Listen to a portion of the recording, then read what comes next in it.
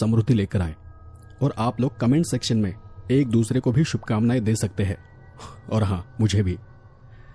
बाकी आप कहानी को ध्यान से सुने और कहानी पसंद आए तो कहानी को लाइक और हाइप भी जरूर कर दीजिए। आज जो कहानी मैं आपको सुनाने जा रहा हूं वो मेरे छोटे चचेरे भाई की कहानी है। उसका नाम है कमलेश। ये घटना तब की है जब वो 2013 में अपने घर से दूर पुणे में पढ़ाई कर रहा था। खैर, अब मैं सीधे घटना पर आता हूं, तो चलिए शुरू करते हैं कमलेश की कहानी मेरी जुबानी। वो रात मेरी जिंदगी की सबसे डरावनी रात थी। साल 2013। उस वक्त मैं और मेरा दोस्त कुणाल हम एक साथ एक रेंटेड मेस में रहा करते थे, और एक रात हम दोनों ने पढ़ाई वगैरह खत्म करके खाना खा लिया था। तब रात के करीब 10 बजे होंगे जब हम बिस्तर पर लेटकर बातें कर रहे थे। तभी कुणाल के फोन पर उसके घर से कॉल आया। फोन पर बात करते करते उसके चेहरे का रंग उड़ गया। कुछ पल तक वो कुछ बोल ही नहीं पाया। फिर कुछ सेकंड में उसने फोन काटा और लगभग चिल्लाते हुए बोला, कमलेश, बड़ी मुसीबत आ गई है। पिताजी की हालत बहुत खराब है। मुझे अभी के भी घर जाना होगा। उसकी घबराहट देखकर मैं कुछ पूछ ही नहीं सका। बस हम दोनों फटाफट उठे, कपड़े डाले और उसके घर जाने के लिए दोनों तुरंत तैयार हो गए।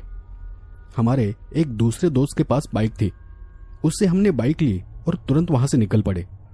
सोचा था रात में ट्रैफिक कम होगा, लेकिन वही रास्ते में कहीं कोई टैंकर खराब हो पड़ा था, जिससे ट्रैफिक रेंग रेंग कर चल रहा था। करीब 1.5 घंटे बाद हम कुणाल के घर पहुंचे। जब हम घर पहुंचे तब दूर से ही रोने की आवाजें सुनाई दे रही थी। कुणाल का चेहरा पीला पड़ गया था और मैं भी समझ गया कि कुछ गलत हुआ है। घर के अंदर दाखिल हुए तो देखा उसके पिताजी बिस्तर पर लेटे पड़े थे। उनके मुंह से अजीब सी घरघराती हुई आवाजें निकल रही थी और शरीर लगातार कांप रहा था।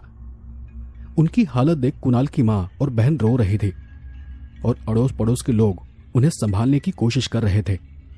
एक पल की भी देरी किए बिना मैंने तुरंत एम्बुलेंस को कॉल किया और थोड़ी सी बात कर मैंने फोन कुणाल को दे दिया। कुणाल तब एम्बुलेंस वाले को अपने घर का पता बताते हुए फोन रख ही रहा था कि तभी अचानक एक तेज आवाज आई, जैसे किसी ने झटके से सांस खींच ली हो, और फिर सब कुछ शांत हो गया। उसके पिताजी का शरीर एकदम स्थिर था। न कोई हलचल, न कोई आवाज। कमरे में एकदम से सन्नाटा छा गया। सिर्फ कुणाल की मां की दबे सुर में सिसकने की आवाज आ रही थी। फिर हमने देखा कि अंकल के मुंह से झाग जैसा कुछ निकल रहा था। इतनी झाग कि लग रहा था जैसे किसी ने साबुन का फेन लगा दिया हो। कुछ ही मिनटों में उनका पूरा शरीर सफेद और ठंडा पड़ने लगा और घर में चारों तरफ से रोने की चीखें गूंज उठी। कुणाल भी अपने पिताजी के सीने से लिपटकर बेकाबू होकर जोर जोर से रोने लगा।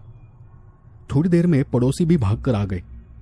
किसी ने पुलिस को खबर कर दी, क्योंकि वो मौत बहुत अजीब तरह से हुई थी। कुछ ही देर में एम्बुलेंस और पुलिस एक साथ कुणाल के घर आ पहुंची। पूरा घर लोगों से भर गया। पुलिस ने वहां के हालात देखे, घर वालों से बात की और तुरंत कह दिया कि लाश का पोस्टमार्टम जरूरी है, क्योंकि ये अब केस बन गया है। कुणाल के परिवार ने बहुत मिन्नत की, लेकिन पुलिस टस से मस नहीं हुई। उन्होंने यही कहा, लाश अभी हमारे साथ हॉस्पिटल ले जानी होगी, चाहो तो कोई हमारे साथ चल सकता है। कुणाल अपने पिताजी की लाश अकेले नहीं छोड़ना चाहता था। वो तुरंत एम्बुलेंस में चढ़ गया और उसके पीछे पीछे मैं भी जाकर उसके साथ बैठ गया। अंकल की लाश स्ट्रेचर पर रखी गई और तब लाश के साथ हम 3 लोग एम्बुलेंस में थे, मैं, कुणाल और एम्बुलेंस का ड्राइवर, और हमारे ठीक पीछे पुलिस की जीप आ रही थी। वक्त क्या हुआ था इतना याद नहीं, लेकिन रात के करीब 12 साढ़े 12 बज रहे होंगे। सड़कें सूनी थी, बस एम्बुलेंस की सायरन की हल्की सी आवाज आ रही थी। कुणाल खामोशी से रो रहा था और मैं उसका कंधा थामे उसके पास बैठा था। चारों ओर अजीब सी बेचैनी थी, जैसे हवा में भी डर घुल गया हो। एम्बुलेंस सीधे सिविल हॉस्पिटल के सामने आकर रुकी। तब रात लगभग 1 बज रहा था। ठंडी हवा चल रही थी और अस्पताल के उस कोने में अजीब सा सन्नाटा था। सायरन बंद होते ही वो बेचैन करने वाली खामोशी और गहरी हो गई। ड्राइवर ने दरवाजा खोला। मैं और कुणाल, हम दोनों ने ड्राइवर के साथ स्ट्रेचर नीचे उतारा। पुलिस वाले भी पीछे पीछे हॉस्पिटल आ पहुंचे। पहले उन्हें एक इमरजेंसी वार्ड में ले जाया गया और मौत की पुष्टि करने के बाद एक डॉक्टर ने पोस्टमार्टम के लिए कॉल दिया। तब तक लाश को एक सफेद कपड़े में लपेटकर सीधे मॉर्चरी में ले जाया गया। कुणाल और मैं, हम हर वक्त लाश के साथ थे। फिर लाश को मॉर्चरी के पास एक लंबे कॉरिडोर में ले जाया गया और एक अंधेरे कोने के पास स्ट्रेचर को खड़ा कर दिया। मैं, कुणाल और एक पुलिस हवलदार, हम वही एक जगह पर बैठ गए। वहां पर एक बूढ़ा चौकीदार भी था। वो भी हमसे थोड़ी दूर एक कुर्सी पर बैठा था। वो हमें देख धीमी आवाज में बोला, रात में पोस्टमार्टम नहीं होता, डॉक्टर अब सुबह ही आएंगे। मुझे पता था कि सरकारी काम ऐसे ही होता है। फिर कुछ ही देर में वो पुलिस वाला फोन पर बात करते हुए बाहर चला गया। दरअसल वहां दीवारों पर दाग धब्बे और हवा में सड़े हुए फिनाइल की गंध थी और उस अजीब सी गंध ने मेरा सिर पकड़ लिया था। कॉरिडोर का कुछ हिस्सा अंधेरे में डूबा हुआ था और जहां लाइट थी वहां भी धूल और जाले लगे थे। मैंने सोचा कि शायद पंखा चलता होगा, लेकिन वहां कोई पंखा भी नहीं था। सब कुछ बिल्कुल सामान्य लग रहा था। लेकिन अचानक माहौल भारी हो गया।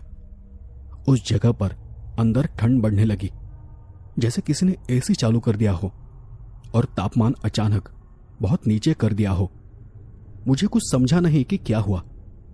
तभी वो चौकीदार वहां से उठकर बाहर चला गया। फिर अचानक पीछे की छोटी खिड़की से झांकते हुए वो बोला, तुम दोनों यही हो ना? थोड़ा ध्यान रखना, बस मैं 2 मिनट में आता हूं। और इतना कहकर वो वहां से चला गया और वही कॉरिडोर के बाहर के अंधेरे कोने में कहीं गायब हो गया। अब वहां सिर्फ हम दोनों थे और थी कुणाल की पिता की लाश। लाश को सफेद चादर से ढका गया था। माहौल में अजीब सी खामोशी थी। हमने बहुत देर तक इंतजार किया। चौकीदार को गए हुए 20 मिनट से ऊपर हो गए थे। अचानक कुणाल ने मेरा हाथ कसकर पकड़ लिया।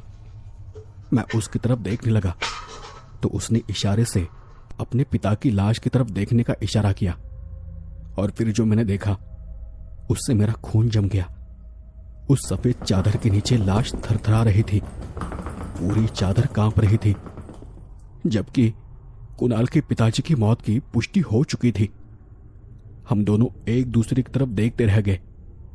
डर के मारे मेरा गला सूख गया था। कुछ समझ नहीं आ रहा था कि क्या करें।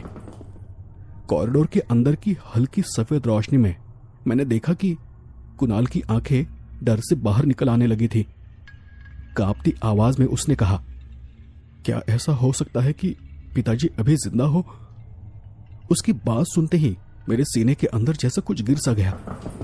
ऐसी बात सुनकर मैं उसके चेहरे की तरफ देखने लगा और ठीक उसी पल जैसे वो कंपन शुरू हुआ था वैसे ही अचानक वो हलचल थम गई। अब फिर से सब कुछ पहले जैसे शांत हो गया। वो लाश ऐसे पड़ी थी जैसे वहां कुछ हुआ ही न हो, लेकिन जो होना था वो हो चुका था। डर अब हमारे अंदर तक उतर चुका था। तभी मैंने देखा वो पुलिस वाला जो कुछ देर पहले हमारे साथ बैठा था वो वहां पर आ गया। उसने पीछे की जालीदार खिड़की पर दस्तक दी और भारी आवाज में पूछा, कोई आया था क्या पोस्टमार्टम के लिए? मैंने नाम में सिर हिलाया। फिर उसने चौकीदार की कुर्सी की ओर देखकर पूछा, ये कहां गया? कुणाल ने खुद को संभालते हुए कहा, वॉशरूम गया है। उस हवलदार के चेहरे से लग रहा था कि उसे वो जवाब पसंद नहीं आया। उसने एक बार लाश की तरफ और फिर हमारी तरफ देखा और फिर बोला, तुम बाहर आ जाओ, कुछ बात करनी है। कुणाल के बाहर जाने की बात सुनते ही मेरा दिल धड़क उठा। मेरे रोंगटे खड़े हो गए। डर मेरे चेहरे पर साफ दिख रहा था। अभी थोड़ी देर पहले जो हुआ था उसके बाद मैं एक पल के लिए भी इस लाश के साथ अकेला नहीं रहना चाहता था। अगर कुणाल चला गया तो मैं यहां अकेला क्या करूंगा? ये सोचते ही मेरी सांस रुकने लगी। कुणाल ने मेरी तरफ देखा। उसकी आंखों में भी वही डर था। हम दोनों बिना बोले एक दूसरे की बात समझ गए। उस हवलदार ने फिर से तेज आवाज में कहा, क्या हुआ? जल्दी आओ, मेरे पास फालतू टाइम नहीं है। कुणाल के पास कोई और चारा ही नहीं था। वो धीरे धीरे बाहर चला गया। मैंने उसे खिड़की से बाहर देखा।